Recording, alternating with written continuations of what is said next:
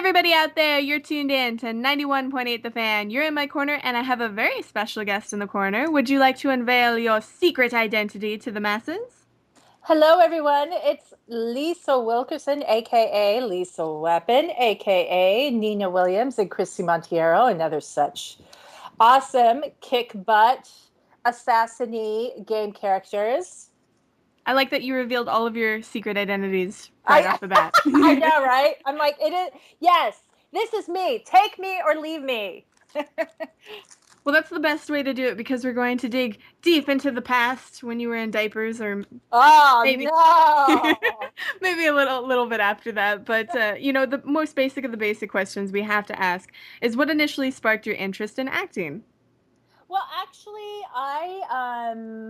and this radio interview reminds me of my radio days. I started off in radio at 19 in Japan because I grew up in Japan. So I was in radio for about 15 years. I want to say a little bit longer. So really throughout my career, I've continued to stay in radio. But being in radio, a lot of times people hear your voice on air and they're like, oh, I think that I would like to use her for a voiceover job or something like that. And so I started getting phone calls, about voiceover work. And then that kind of led to video game work. And now, what do you think is, especially from radio, what do you think is the best thing you've taken from that to put into voiceover? Because they seem like two different beasts. Well, they are in a way, but in my opinion, I think in radio, you're also creating a world for your listener. And I think in that way, they're very similar. And, a lot of the anime conventions that I go to, I meet a lot, of course, a lot of the other voice actors, and quite a few of them have actually come from a radio background. And I think that they are very different. However, there's this whole thing where it's just you and the microphone, and you have to come up with, yeah, you kind of create a world for your listeners. And in that sense, you do the same thing with a lot of the video game work. I mean, granted, you do have a script that you're usually, given to go by, but still you're encouraged to create this world for people who are going to be buying the video game.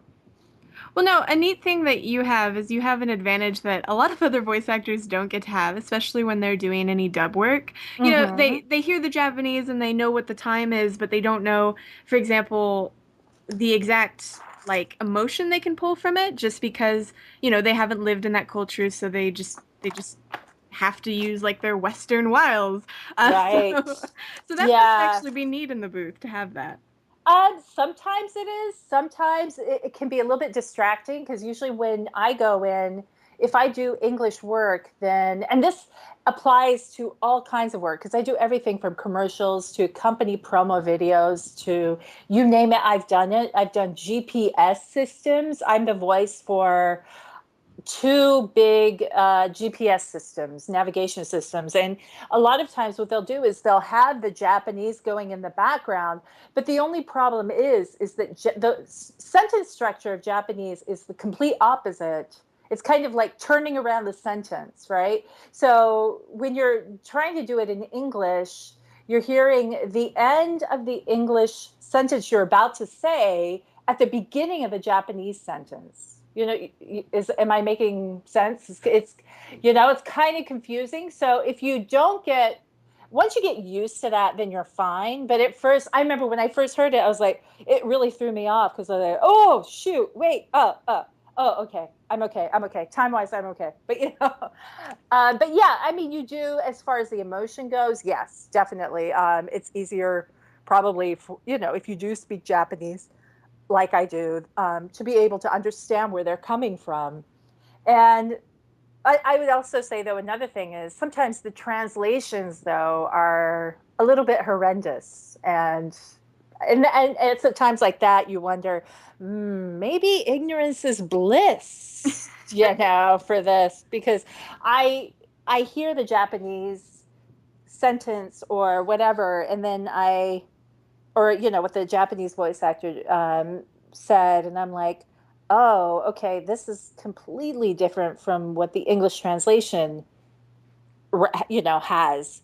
And sometimes, of course, they're doing it literally, but there are some things that you can't really take literally, and but yeah, it's hard to really translate. It's one of those lost in translation moments, in English and Japanese. But yes, it's very interesting, and I am definitely very happy that I can do, voiceover work in English and Japanese. I feel very blessed for that. But I would definitely think that when it comes to, like Japanese sayings that Westerners mhm. wouldn't, be familiar with, those are the ones Yeah, that have complete different changes. absolutely. Yeah, yeah. And even the whole thing, when people find out that I speak Japanese, they're like, "Oh, can you tell me some cuss words?" But there aren't really, like there isn't really the equivalent of many of the words that you hear in the English language. It's a lot of the words that you do hear in the anime and that are used in films as quote unquote cuss words are really more words that are used by the mafia and by people, by the The yakuza. Yakuza. Right, exactly.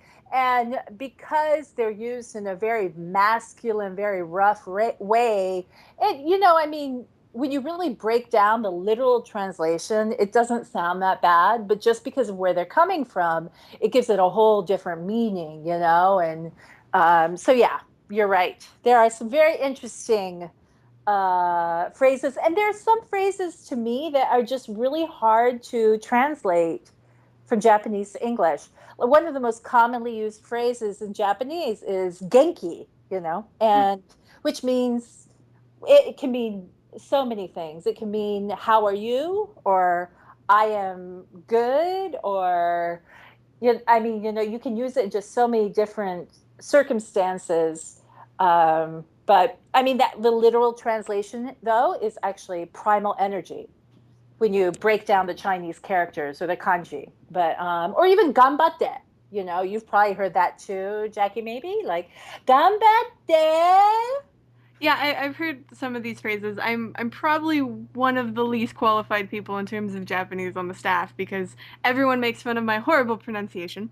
Uh, However, when we're going to conventions, they depend on me to speak to the Japanese guests to at least do the introduction and the Mhm. dance around the credit card exchange or not credit card, dance around the business card exchange. Yes, Because yes, yes. that's always like when I'm trying to teach somebody to it, that sort of thing. It's like, well, when do I put the card away? And it's like, well, that's kind of debatable. What's going on? Yeah. Yeah, and also depending on the rank of the person that you're kind of talking to, and you're right, like the whole situation. I know it's funny because I've been in situations where I've been introduced to someone because they're a lot more quote unquote superior in rank to me. I kind of still hold on to the card with both hands, and just kind of like bow and do the whole thing, and it just goes on and on and on, and people are looking at me like I'm crazy, but it's, yeah, it is what it is. You just kind of deal with I think one it. of the most interesting things I found when I interview Japanese guests is I feel like we get in nodding wars because they nod so often. So Yeah, I just yeah. I naturally respond with nods. And when we uh, first started back in like 2009, I would watch the footage again. And I'd be like, why is my head just bobbing like a bubble doll? And so yeah, through the years, I understood that it's just a reaction because yeah. it's kind of like how we go, oh yeah, uh-huh, like it's like a response almost. It's just more. It's not a vocal response. It's a body response. Right. And I think you will find as well in the Japanese language that when they talk to you, like even on the phone, they will say, uh, so, and for someone who doesn't know the culture, doesn't know anything about the language, they're probably looking at them like, why are you grunting on the phone? But it's one of these things, kind of like what you were talking about the nod, where the Japanese culture likes to make sure that the person that they're talking to knows that they're engaged in their conversation and kind of knows that they're listening. And so they do that. That's just, yeah, it's one of those things that's just part of the Japanese culture and the language. Well, now the really interesting thing, especially referring to your video game work, is you actually play a lot of characters that aren't very typical Japanese at all. Yeah, yes, very true. Tekken's actually a great example, though I don't have any idea what Zafina's nationality is, to be Uh, quite honest with you. I just know she's a spider lady and she creeps me out sometimes. yeah.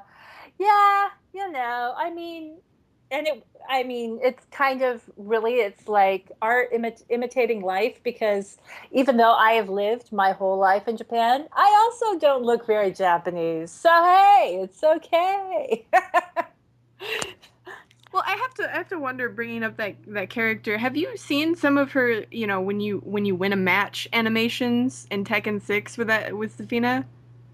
No, I haven't. She has one where she's like out of the shot and then she like crawls over the opponent's body like a snake up towards the screen. And I'm like, "Oh God, that is like horror fuel." Oh, I'll have to check that out because I do have a panel that I do at a lot of the conventions, and it's called Play Tekken with Nina. And I usually tend to just pick because Nina is probably still my favorite character. It's kind of the one. It's the one that I start off with first, when I start voicing for Tekken. And for whatever reason, I feel like I can kind of relate to her. And I've also written some of the lines that she, says in the game, and so I kind of have more of a closeness to her. So I tend to play her a lot more. But yeah, now that I hear that about Zafina, I'm gonna have to check that out. The way she moves is just really psychedelic. That's the best way I can describe it. But Nina actually has a very rich backstory for Yes, Tekken fans, so I think right. that's a really big appeal for people. Yeah. And I find her, a lot of people will ask me what they think about Nina, and kind of, about her relationship, which is a very tumultuous relationship with her sister Anna. And I always tell people that I really enjoy. She's my favorite character to voice because I find her very human. And even though she's this cold-blooded, quote unquote, cold-blooded assassin, I find that she also has this longing to be loved and to love. And you see this every once in a while because, her and Anna will kind of they'll kind of kiss and make up a little bit. And then she also, of course, has her son. But it's just these kind of human elements that I find that kind of add more depth to the character for me. Then I think, she's not necessarily an evil character because I think a lot of people when they first start playing Tekken, they pick it up and they're like, she seemed really mean. But when you actually look at a lot of her backstory and things like that, Right, she's right. not really a bad person. No, no. And she, I believe, is fiercely loyal. Yeah. I like Nina. I just wish more people played Nina against me and not Christy, because Christy Oh, always kicks my butt yeah, every Christy's time. pretty kick. Yeah, she's pretty kick butt. I agree. Well, I used, I guess, the equivalent of her back during the first Tekken tag against my brother. My brother's 11 years older than me, and the only way I could beat him was spamming Eddie or Tiger. Tiger was like an Mm, additional character you can be, and she kind of, I think, adopted Eddie's moveset uh-huh. in the game she was introduced. So they kind of have a very similar style, and I've noticed when people use it against me, I just can't beat her. Just Hmm. doesn't happen. Hmm. I'm on the ground all the time. Shoot.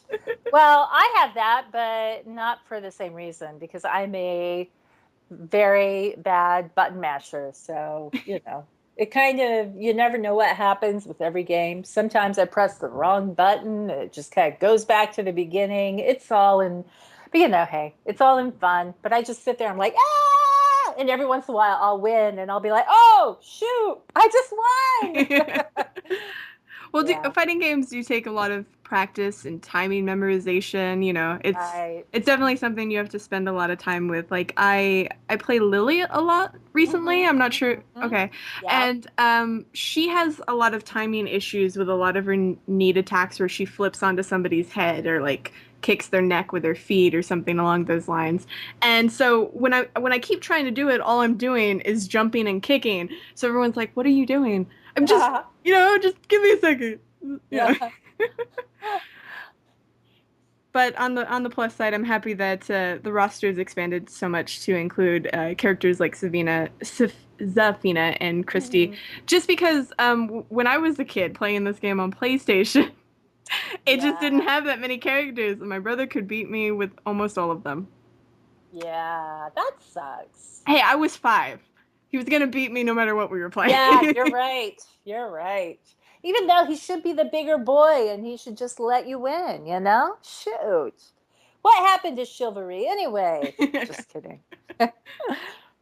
I think my brother just stole it in a stole it in a Yeah. bag. Yeah. Yeah. He used to dump me into pools. That's what big brothers do. Bigger Yeah. siblings in general do that. Yeah, yeah. I was the oldest, so fortunately, I never had to experience any of that. Well, that's very lucky. But I think what's interesting about being some of the characters you are, you must get a lot of fan reaction from the fighting game crowd because it's such a big community. I do, and it's so wonderful to meet them. And I mean, because the whole thing about this is that I've done the bulk of my voiceover work and video game work in Japan, because I've lived there really until a few years ago. I mean, I just moved to the States in 2008, and then here in LA I moved here 2010. So I, I mean, so all my work was done in Japan. And even though, of course, these games are coming from Japan originally, there's kind of a disconnect where you don't really realize how big these, or even how influential these games are. So I had no idea, absolutely no idea, until I came to the States and found, and yeah, I told people, yeah, I do Tekken. They're like, what?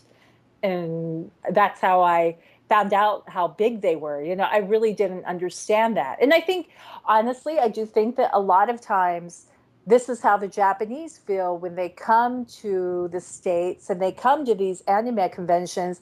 I don't think they realize a lot of times how how appreciated their art, or whatever it is that they contribute, like whether it be manga or anime or video games. I think sometimes they don't really realize. Of course, the big studios realize, but not necessarily the creators all the time. Especially the more independent creators. And so it's been cool for me to I sometimes do interpreting at anime conventions, and I'll interpret for the voice actors. And we'll kind of talk about that, because they'll say, yeah, I had no idea that, say for instance, Naruto was so big here, or Dragon Ball Z, or what have you. And so it's really cool for them to see how appreciated they are. I feel like I need to pick your brain behind the scenes to find out what their biggest pet peeves are, just to get on their good side.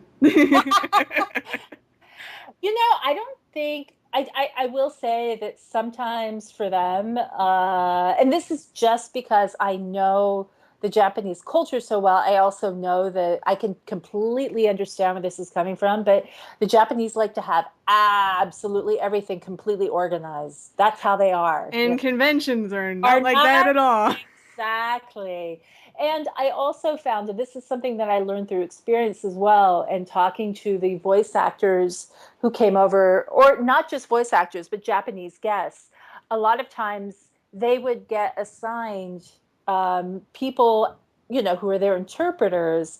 However, they don't, when the Japanese do conventions in Japan, there's almost always someone who actually hosts their panel.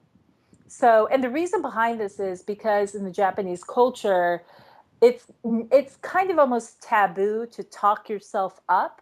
Hmm. They don't do that. That's not part of the Japanese culture. You don't say, oh, yeah, I did this and I did that and I did this. And so, in order to take all of that out of the equation, they will have a host or someone hosting the panel who will draw out that information from the guest, whether it be a voice actor or an, anime director or, illustrator, whatever. And I find that a lot of times, so the Japanese, when they come over to the States and they're just assigned an interpreter and they don't have anyone to host their panel, it kind of freaks them out a little bit, because all of a sudden now they have to kind of talk about themselves and almost kind of not sell themselves, but you know what I mean? It's kind of like, oh yeah, I do this, Yeah, I do you're kind of that. up on a pedestal whether you want to be or not. I can see where you're coming from there. Right. Yeah. And what I like to do, just because I understand that whole part of Japanese culture, and also being in the entertainment industry in Japan for so long, usually when I will interpret at a convention, I will talk to the guests beforehand and say, okay, now what would you like from me? Either I can just do straight up interpreting, and then, the panel, you can like do the panel on your own, or if you would like, I can host the panel and then, draw out information and kind of help you along with it. So, and every single time the Japanese guest has been like, yes, Liso-san, please host for me, yeah. And it's not, of course, it's not like, I understand my role in that as well. It's not like I don't talk about what I do or anything at all, because it's not about me. Obviously it's about the guests. And so, I just try to help draw them out and kind of, and kind of help them connect with the crowd. And that, I think that that's really, and I absolutely enjoy doing that. And I had to do that so much when I was in Japan, when there were people, because I did a lot of artist interviews, being in radio. And so I would do these events a lot of times where I would be hosting an interview, and I'd be, kind of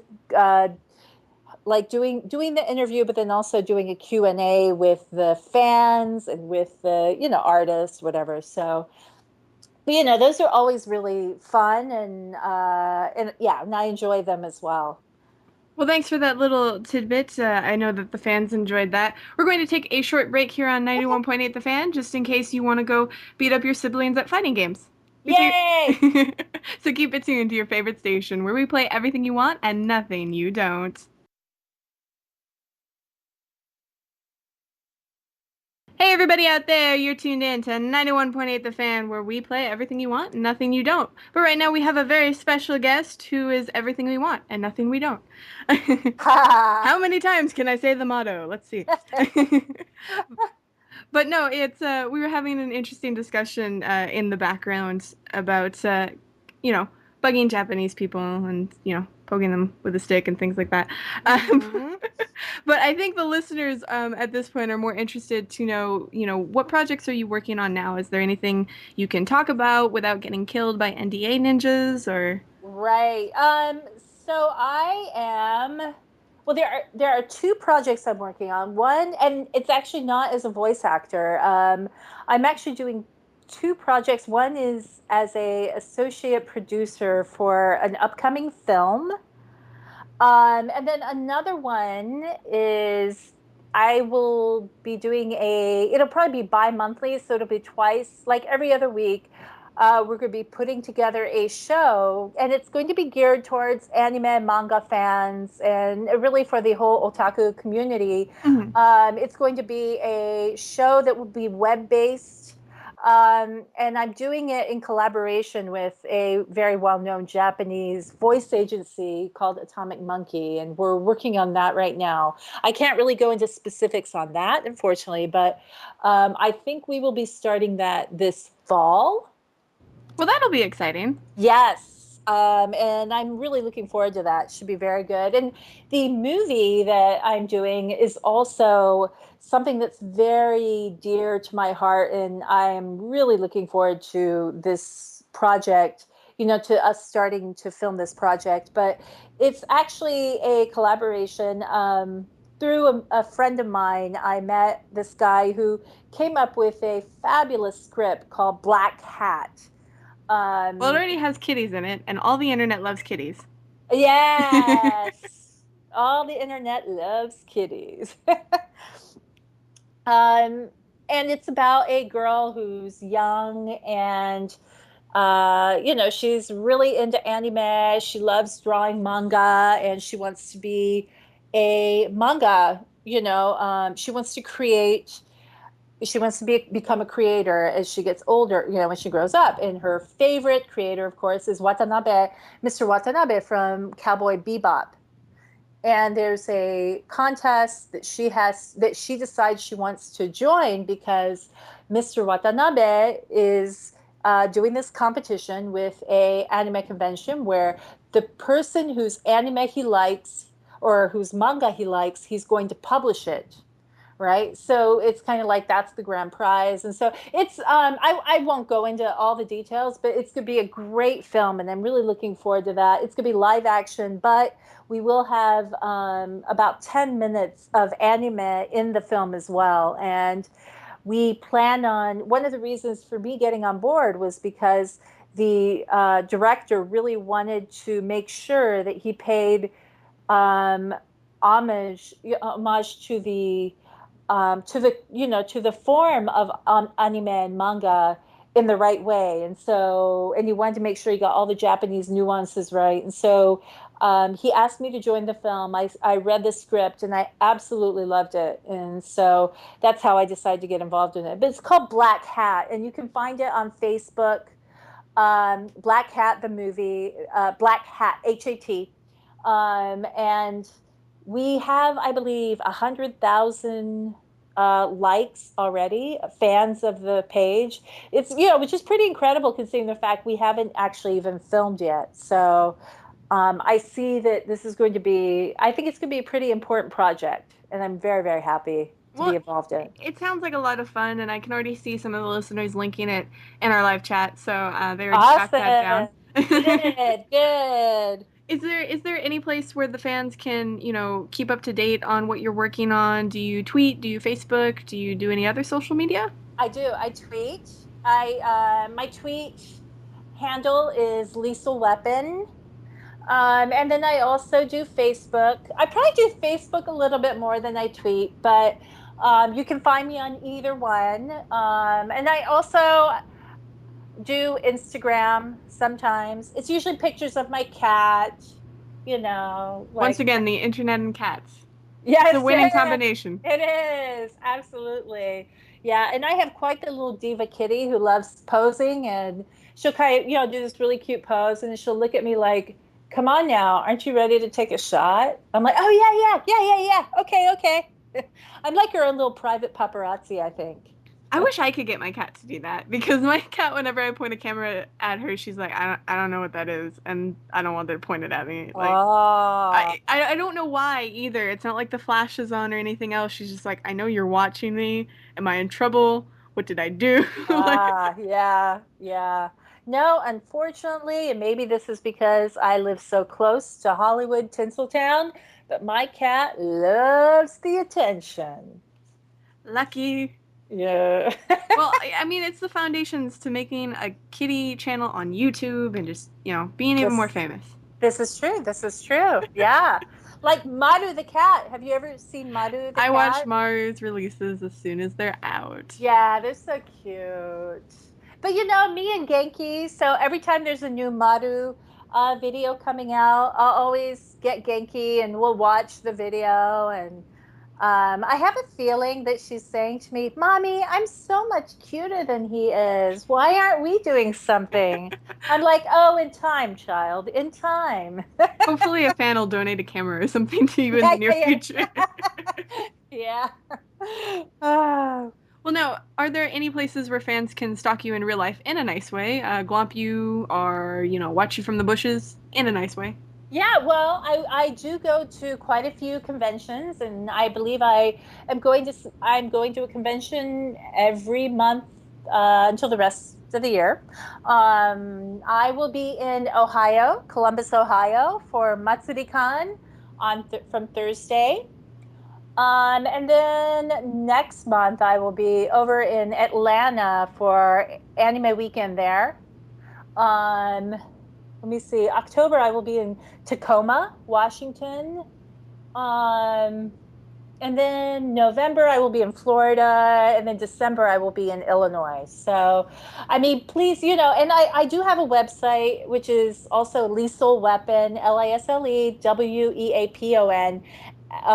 .com, and I try to update that and make sure I also have a blog that I've been doing, and I've really been thinking about making into a podcast. It's called Memoirs of a 6 Feet Blonde Geisha, and it's basically about some of the funny experiences, kind of culture shock moments that I've had, Hmm. from living my whole life in Japan, and some of the experiences, of course, from being there, but then also from that to coming back to the States, having never really lived here as an adult, and kind of the interesting, situations that I find myself in where I'm like, wait a minute, how come I'm the only one reacting this way? What's going on? Because I find it's kind of a bizarre situation because for me, both the Japanese and the Western culture or the American culture are just really intertwined into, it's kind of just a mesh of both cultures. And so sometimes I don't realize which culture is kind of coming out of me.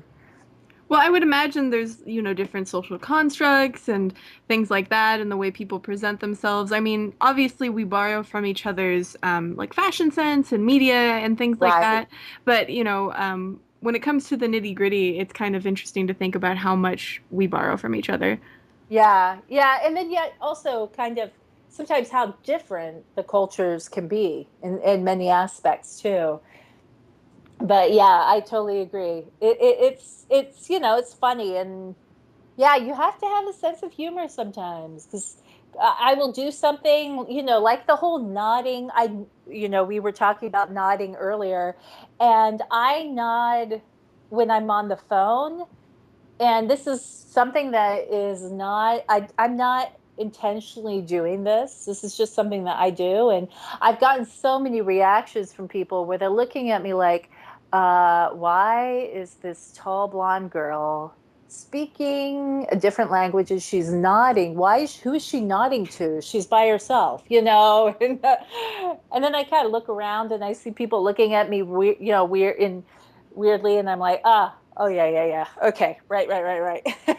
Well, it's kind of like people who are on the phone and they talk with their hands a little bit because some people make wild Yeah, motions and you're right. like, nobody can see you. Why are you waving Yeah, SOS around? yeah, yeah, yeah, yeah. Very true. I'm one of those people. Like, I have to pace back and forth or move my hands this way or that way while I talk. So when I'm on the phone and somebody else is on the room, they're like, you almost hit me. I was like, oh, I wasn't paying attention. What? I think I did that the last time I was at my cousin's house. I almost hit her when I was reacting to something my mom had said on the phone. uh, yeah, hey, that's what makes life interesting, though. All our unique, quirks and what have you. But Definitely. Well, hopefully the fans will be able to get to see you at a convention nearby. But since we're nearing the end of this interview, I was yes. wondering if you'd be willing to participate in a 91.8 The Fan tradition. Okay. Ba- Yes. Basically, we ask if you'd be willing to do a radio bump for us. Oh, of course. Coolio. The trick of it, however, is that we do the takes live on air. So if you mess up, everybody hears it. Okay. Coolio. Basically, we ask if you could say, hello, my name is, you insert your name. I do Okay. this. You can insert that you're a voice actress, that you're an interpreter, certain characters you've done, whatever you want to put there. Mm-hmm. And you're tuned into 91.8, The Fan. Okay. Can I do some of it in Japanese? Yes, feel free to. Okay. Cool. So whenever you're ready. Okay. Hello, everybody. This is Lisle Wilkerson. I am the voice of such awesome female characters as Nina Williams, Christy Monteiro, Zafina, from Tekken, also Sarah Bryant for Virtua Fighter, etc., as well as being an interpreter and media correspondent for the Emmys, Grammys, Golden Globes, and Academy Awards. Woo! Yay me! You are listening to 91.8 Zafan Dayo Kitane Yoroshiku. That was adorable. Yay! It was ugu desu, kawaii Yay! Thank you, desu. thank you. My really horrible accent I'm probably showing. But for the listeners out there, do you have anything else you want to say? Any words of wisdom, weather forecast, dating advice? Dating advice. No, I am completely right now off the dating scene and will probably be so for a little bit, just kind of taking time on my own. But I will say my biggest piece of advice to everyone and anyone listening is always follow your heart. But that doesn't mean that there's not going to be hard work involved. Usually, anything and everything that's worth something is kind of hard work, and you have to put a lot into it. However, if you are thinking of getting into some form of maybe like manga or voiceover work or whatever it is, I am a huge believer in following your heart and just really going out there and giving it all you got. Well, that's anything, people can take to heart and live by, which is very nice for all the aspiring voice actors out there who are listening right now and are talking in our live chat. Awesome. But thank you so much for joining us today. That was an absolute pleasure. Yes, thank you too, Jackie-chan. Arigato. Arigatou gozaimasu. And for anybody out there that missed any of this interview, don't fret. You can find it on the website within the next few days. So keep your eyes peeled to 918thefan.com and your ears tuned to 91.8 The Fan, where we play everything you want and nothing you don't.